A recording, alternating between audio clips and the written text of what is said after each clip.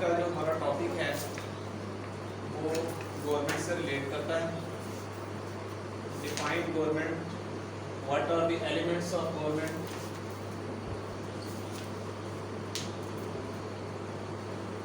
what are the forms of government.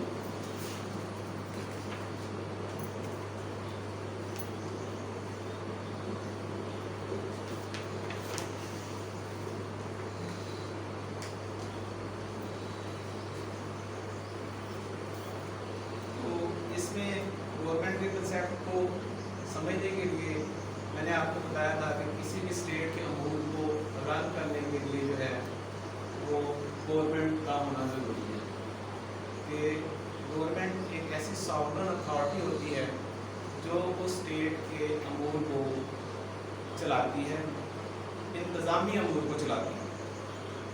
کہ administration کے حوالے سے جو بھی اسٹیٹ کے معاملات ہوتے ہیں وہ ایک گورنمنٹ جو ہے وہ اپنے فرائض سر انجام دیتی ہے.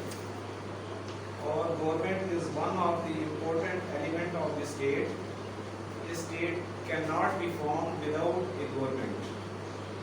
The government is changeable and it may be different forms. Different type of government can be seen in different states in the world. In different times, the thinkers have classified government in different ways. After going through the chapter, you will understand forms of government. کہ government کے جو مختلف forms ہیں وہ آگے جا کے ہم دیکھیں گے, آپ انڈرسٹینڈ کریں گے کہ وہ کون کون سی فارمز ہیں اور اس کے فنکشنز جو ہیں گورنمنٹ کے وہ کیا ہیں, اور different organs of the states جو ہیں وہ کیا کیا ہیں. The issue of individual liberty is closely associated with the forms of government and therefore a thorough discussion is essential on this aspect. Government differ in respect of the nature, organization, structure and functions from academic point of view. These basic principles can be regarded as a determinant with regard to their classification. وہ کہتا ہے کہ اس کی government کی nature کیا ہوگی, اس کی organisations کیسی ہوں گی, اس کا اسٹرکچر جو ہے وہ کیا ہوگا, اور اس کے جو فنکشنز جو ہیں وہ کیا ہوں گے. اب یہ 4-5 چیزیں اس نے بتا دی ہیں کہ کسی گورنمنٹ کے کنسیپٹ کو سمجھنے کے لیے آپ کو جو ہے وہ نیچر آف گورنمنٹ کیا ہے, اس کے آرگنائزیشنز جو اس کے مختلف ادارے ہیں, جو اس کی مختلف تنظیمیں ہیں اس میں کام کر رہی ہیں اس کے اندر, ٹھیک ہے, ان کو آپ نے سمجھنا ہے. اس کا اسٹرکچر کیا ہے وہ آپ نے دیکھنا ہے. اس کے علاوہ گورنمنٹ کے جو ہیں فنکشنز ان کو آپ نے سمجھنا ہے. تو اس میں جیسے میں نے اسٹارٹ میں آپ کو بتایا کہ دنیا کے مختلف ممالک میں مختلف فارم آف گورنمنٹ جو ہیں وہ رن کر رہے ہیں. تو اس میں آپ کو فار ایگزامپل کوٹ کروں گا کہ کسی جگہ پہ پریزیڈینشیل فارم آف گورنمنٹ رن کر رہے ہیں اور کسی جگہ پر جو ہے وہ پارلیمنٹری سسٹم جو ہے وہ رن کر رہا ہے. اس کی واضح مثالیں جو ہیں وہ یونائٹڈ اسٹیٹ آف امریکہ میں آپ دیکھیں گے تو وہاں پر پریزیڈینشیل سسٹم آف گورنمنٹ جو ہے وہ رن کر رہا ہے. اور اگر آپ یونائٹڈ کنگڈم میں چلے جائیں گے تو وہاں پہ پارلیمنٹری سسٹم جو ہے وہ رن کر رہا ہے. اور اگر پاکستان میں آپ آ جائیں گے, being a Muslim state, Islamic republic of Pakistan, ہمارا جو کانسٹیٹیوشن ہے وہ ہمیں پارلیمانی طرز حکومت جو ہے, پارلیمنٹری فارم آف گورنمنٹ, اس کے بارے میں ہمیں وہ بتاتا ہے کہ یہاں پر پارلیمانی نظام حکومت پر ہے ہماری. اب ہمارے کانسٹیٹیوشن کی ایک جو بہترین خوبی ہے یہ پریزیڈینشیل فارم آف گورنمنٹ اور پارلیمنٹری فارم آف گورنمنٹ جو ہے یہ دونوں کا کمبینیشن ہے. ویسے تو ہمیں ہمارا کانسٹیٹیوشن بتاتا ہے کہ ہمارے کنٹری میں جو ہے وہ پارلیمنٹری فارم آف گورنمنٹ جو ہے وہ رن کر رہی ہے، لیکن ہماری کنٹری کا جو کانسٹیٹیوشنل سربراہ ہے وہ کس کو دیا جائے گا؟ وہ پریزیڈنٹ۔ تو پریزیڈنٹ جو ہے وہ ایز اے کانسٹیٹیوشنل سربراہ کی حیثیت سے، آئینی سربراہ کی حیثیت سے وہ یہاں پر کام کر رہا ہے، اور پارلیمانی نظام حکومت میں ہمارے یہاں پر جو ہے وہ پرائم منسٹر جو ہے وہ ایڈمنسٹریشن کے تمام معاملات جو ہے وہ چلا رہا ہے، انتظامی امور جو ہیں گورنمنٹ کے وہ پرائم منسٹر جو ہے وہ سر انجام دے رہا ہے، اور اس کے نیچے اس کے ساتھ اس کی کیبنٹ ہے جو ان امور کو چلا رہی ہے۔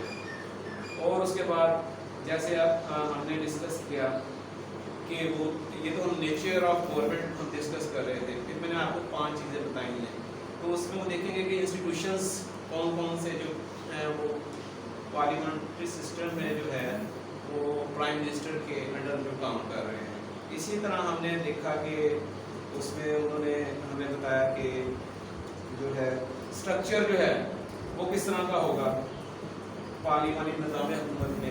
اسی طرح ہم آگے جا کے دیکھیں گے کہ جو فنکشنز ہیں گورنمنٹ کے وہ کس طرح رن کیے جا رہے ہیں۔ تو ایک گورنمنٹ کے کنسیپٹ کو سمجھنے کے لیے جو ہے اس میں نے آپ کو گورنمنٹ کو بھی ڈیفائن کیا ہے ہم نے، اور فارمز آف گورنمنٹ جو ہے اس کو بھی ہم نے اس میں ڈیفائن کیا ہے۔ تو اب میں آپ کو جو ہے نا اس کی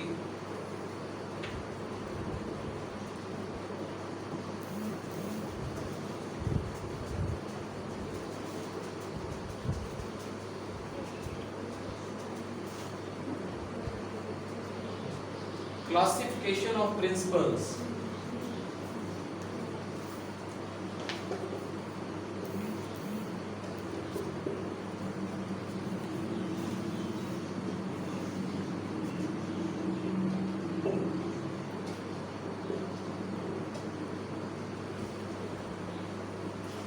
کہ جو اصول و ضوابط ہیں، جو قواعد و ضوابط ہیں، ان کو کلاسیفائی کس طرح کیا جائے گا؟ ایک گورنمنٹ کو رن کرنے کے لیے جو قواعد و ضوابط ہیں، جو رولز ریگولیشنز ہیں، ان کے بارے میں اب ہم ڈسکس کریں گے کہ اس میں انہوں نے ڈیسائیڈ کیا ہے، جو اس کو کلاسیفائی کیا ہے وہ ہے کہ division of powers number 1، number 2 ہے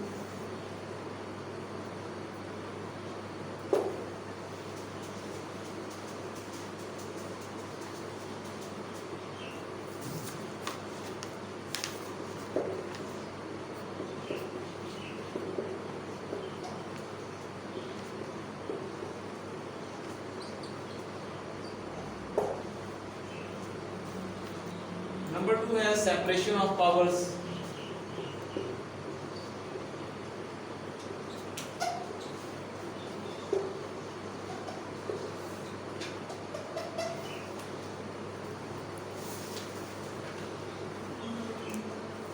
نمبر 3 ہے number of rules،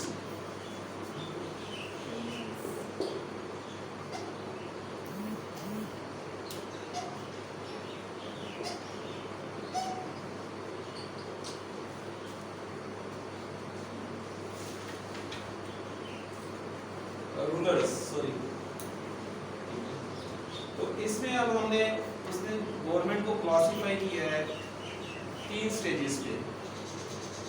division of powers کیا ہے، سیپریشن آف پاورز کا کنسیپٹ کیا ہے، اور نمبر آف رولرز کا کنسیپٹ کیا ہے۔ تو ڈویژن آف پاورز میں وہ کہتا ہے کہ for the purpose of administrative convenience and securing proper regional representation, the state may be organized on unitary or federal principles. The underlying principles of the classification is the nature of relationship between the central government and the regional authorities. In case the power of government are divided in between the national government and the government of the regions through a superior constitution, the system will be called federal one, whereas in a unitary system there is no division of powers advised by the constitution. The paramount position of the central government is recognized, while there may be local governments who may derive their powers from the central government. They enjoy the delegated authority only. The central government can increase, decrease or withdraw the power of the local units. इसमें उसने आपको दो बुनियादी चीज़ें बताई हैं कि federal government का कंसेप्ट भी है, एक यूनिटरी जो गवर्नमेंट है उसका कंसेप्ट भी है। अब उसमें जब हम देखेंगे कि मरकज़ी फेडरल गवर्नमेंट से हम मुराद लेंगे मरकज़ी, ठीक है, हम ज़्यादा बाहर नहीं जाते, हम अपनी स्टेट की बात करते हैं। यहाँ पर हमारी मरकज़ी हुकूमत जो है वो फेडरल गवर्नमेंट तस्वर होगी जो जिसके 4 यूनिट हैं, 4 सूबों पर मुश्तमिल हमारी हुकूमत है, गवर्नमेंट ऑफ पाकिस्तान, ठीक है। 4 प्रोविंशियल असम्बलीज हैं, उनके बाद एक नेशनल असम्बली बनती है, कौमी असम्बली, उसके बाद सेनेट जो है वो इन पर मुश्तमिल एक कानून साज इदारा तस्वर किया हुआ है। तो जो फेडरल गवर्नमेंट की पावर्स हैं उनका तयन भी कर दिया गया है कि उनके इख्तियारात क्या हैं, और जो प्रोविंशियल गवर्नमेंट्स हैं उनके इख्तियारात का भी तयन कर दिया गया। और उसके बाद एक थर्ड सिस्टम आ जाता है रीजनल लेवल पर, जैसे हमारे यहाँ पर लोकल गवर्नमेंट का तस्वर है, ठीक है, यूनिटरी सिस्टम, ठीक है। लोकल बॉडीज का जो सिस्टम है यहाँ पर, जैसे हमारे पहले बल्दियाती निज़ाम था, फिर नाज़िम का निज़ाम आ गया, ठीक है। अब फिर नेक्स्ट जो है वो ये गवर्नमेंट कर रही है उसमें लेजिस्लेशन, तो उसमें जो सिस्टम आएगा उसमें निचले लेवल से जो है काउंसलर के लेवल से लेके ऊपर आप मेयर के लेवल तक जाते हैं, ठीक है, और एक म्यूनिसिपल कमेटी या यूनियन काउंसिल के लेवल से लेके आप जो है वो कॉर्पोरेशन के कंसेप्ट तक जाते हैं, तो उसमें ये पावर्स जो हैं वो उनको हासिल होती है। उसके बाद सेकंड जो है हमने डिस्कस किया है इसमें सेपरेशन ऑफ पावर्स के जो इख्तियारात हैं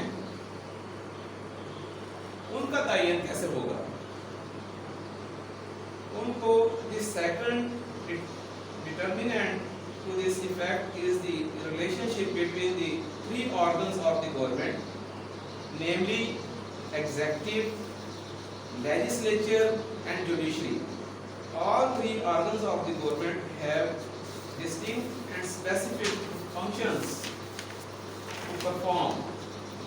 The executive head execute law, legislature to enact laws, while judiciary has to interpret and apply laws in the settlement of disputes.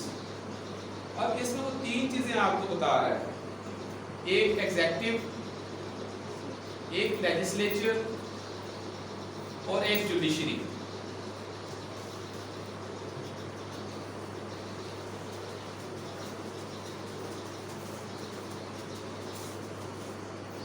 जो सेपरेशन ऑफ पावर्स का तस्वर है उसमें वो 3 ऑर्गन्स बयान करता है।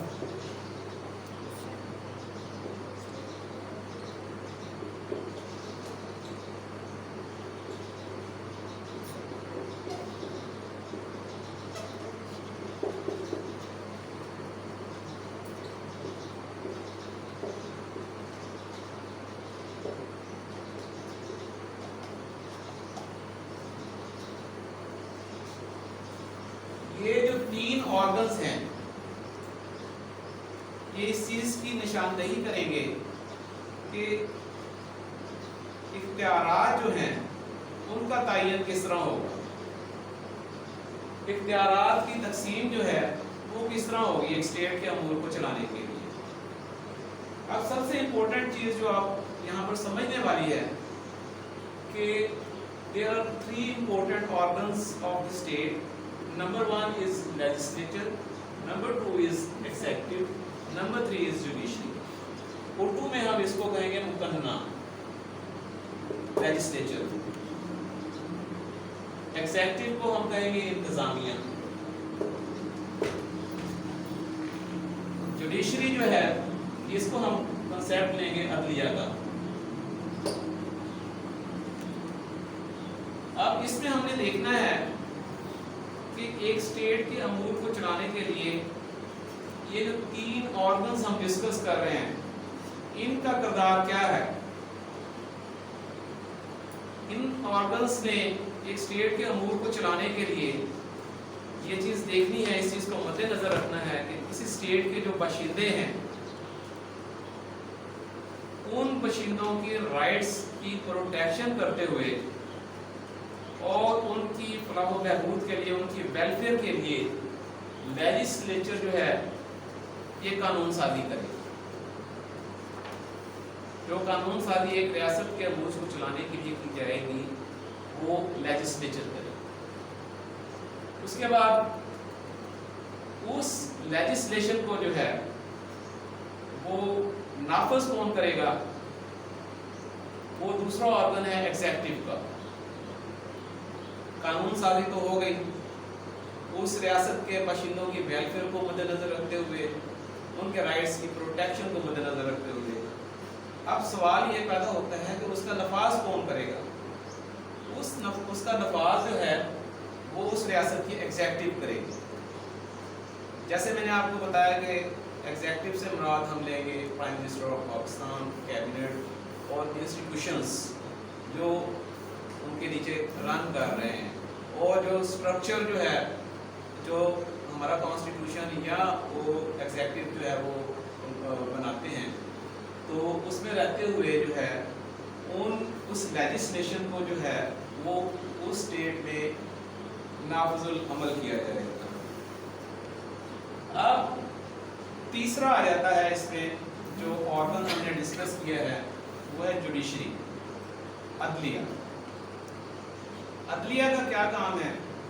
अदलिया का काम ये है कि लेजिस्लेचर ने जो कानून साजी की है उस कानून साजी का नफाज करना एग्जेक्टिव का काम।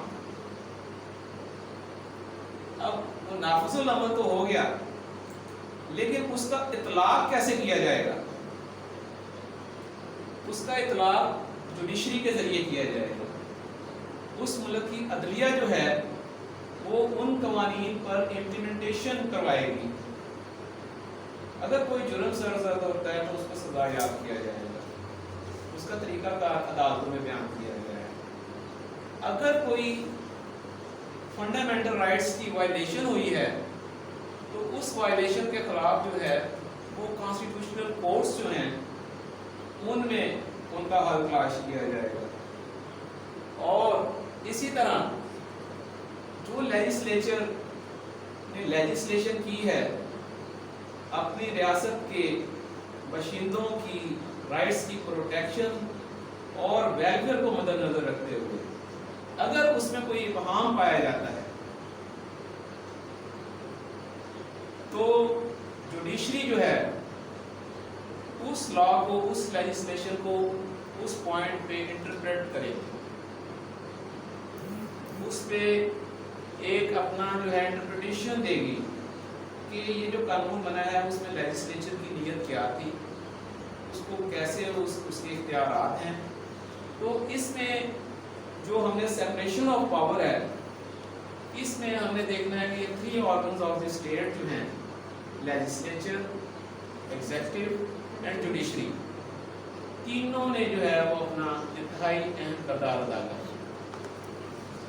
उसके बाद जो तीसरी क्लासिफिकेशन हमने डिस्कस करनी है वह नंबर ऑफ रूलर्स। ठीक है, from the point of view of the number of rulers, the form of government और monarchy, aristocracy, dictatorship and democracy. अब इसने ये 4 चीजों की इसमें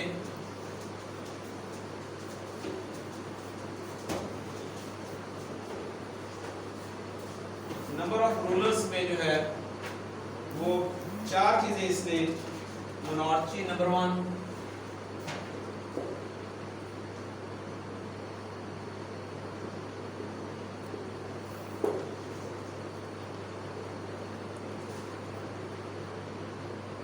नंबर 2 है अरिस्टोक्रेसी।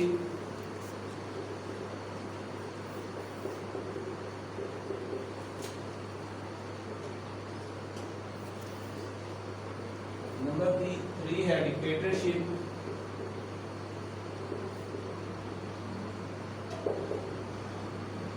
और नंबर 4 है डेमोक्रेसी।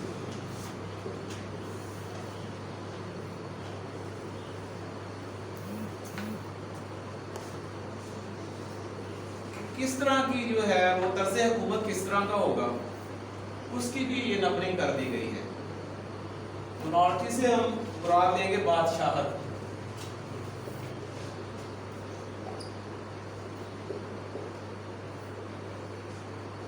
अरिस्टोक्रेसी जो है इससे हम मुराद लेंगे कदामत पसंदी।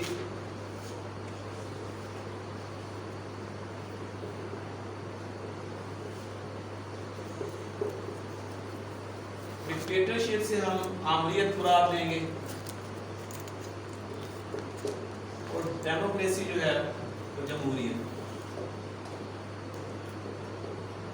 अब ये 4 तरह का तस्वर जो है उसने नंबर ऑफ रूलर्स में बयान किया है। If the head of the state is designated on the basic hereditary succession, the form will be monarchy. If a person get hold of political power as usurper, generally through a military coup, and assume absolute political authority, the government can be called dictatorship. The assumption and exercise of political authority by a few elite persons due to their distinctive position in the society is termed as aristocracy. In a democratic form of government, people have political participation either directly or through their elected representatives. अब इसमें जो है monarchy बादशाह का तस्वर है। कुछ world की कंट्रीज हैं जिनमें हम देखेंगे कि बादशाहत पाई जाती है और आज भी बादशाहत का तस्वर पाया जाता है।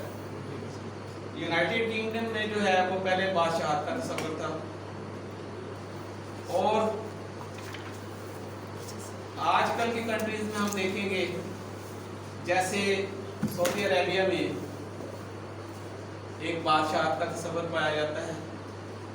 तो ये एक काइंड ऑफ मोनार्ची जो है तर्ज हुकूमत जो है इसकी मैंने आपको मिसालें दी।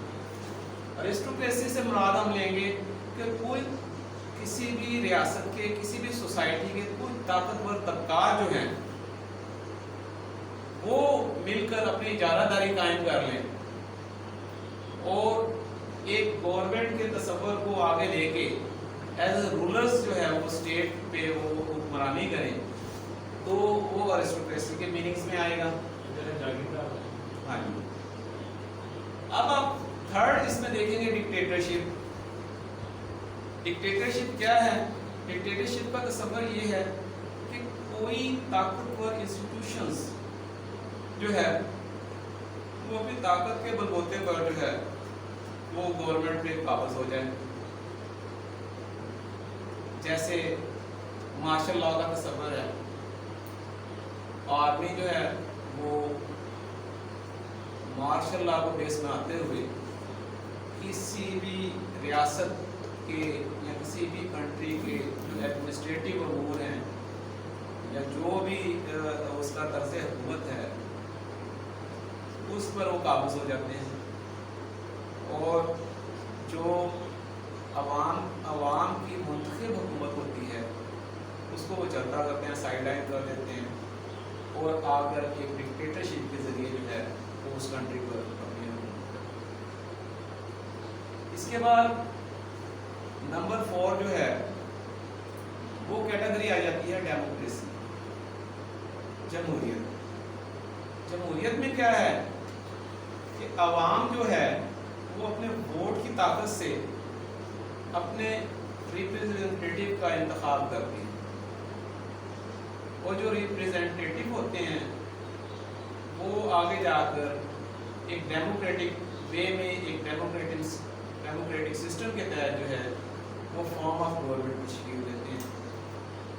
जिसको آج کل کی انٹرنیشنل سوسائٹی میں جمہوری طرز حکومت جو ہے اس کو ریکگنائز کیا جاتا ہے. تو اس میں ہم نے آج جو ہے ایک تو گورنمنٹ کو ڈیفائن کیا کہ گورنمنٹ کیا ہے, ٹھیک ہے. اس کے بعد ہم نے فارمز آف گورنمنٹ جو ہے اس کو ہم نے ڈسکس کیا ہے آج کے لیکچر میں. اس کے بعد ہم نے کلاسیفیکیشن آف پرنسپلز یا کریکٹرسٹکس آف دی گورنمنٹ جو ہے اس کو ڈسکس کیا ہے. اس میں ہم نے 3 پوائنٹ ڈسکس کیے ہیں کہ ڈویژن آف پاورز کس طرح کی ہونی چاہیے, اس میں سیپریشن آف پاورز کا تصور کیا ہوگا, اور اس میں تھرڈلی ہم نے نمبر آف رولرز جو ہیں وہ ڈسکس کیے. تو اس میں آج کے لیکچر میں آپ لوگوں کو ایک جو گورنمنٹ ہے اس کے تصور کو سمجھنے میں کافی معاونت ملی ہوگی کہ ایک گورنمنٹ جو ہے وہ گورنمنٹ کا تصور ہے کیا, اس کو ڈیفائن کس طرح کیا گیا ہے, وہ کس فارم کی گورنمنٹ ہو سکتی ہے, اور اس کی ایک گورنمنٹ کے امور کو چلانے کے لیے جو ہے وہ جو 3 تصور ہیں, ٹھیک ہے, سیپریشن آف پاور کا اور ڈویژن آف پاورز کا اور نمبر آف رولرز کا, تو یہ کنسیپٹ آپ کے ذہن میں آیا ہے. تو اس طرح آج کا جو ہم ٹاپک کنکلوڈ کرتے ہیں کہ ایک اسٹیٹ کے امور کو چلانے کے لیے اس کے لیے گورنمنٹ کا ہونا نہایت ضروری ہے, اور ایک گورنمنٹ جو ہے وہ کس طرح کی ہو سکتی ہے, فارمز آف گورنمنٹ ہم نے ڈسکس کی ہیں, اور ایک گورنمنٹ کی کلاسیفیکیشن جو ہے وہ کس طرح کی ہوگی, اور اس کلاسیفیکیشن کے تحت ہم نے جو ہے اس کی 3 طرح کی کلاسیفیکیشن ڈسکس کی ہیں, یہ division of powers, separation of powers and number of rulers.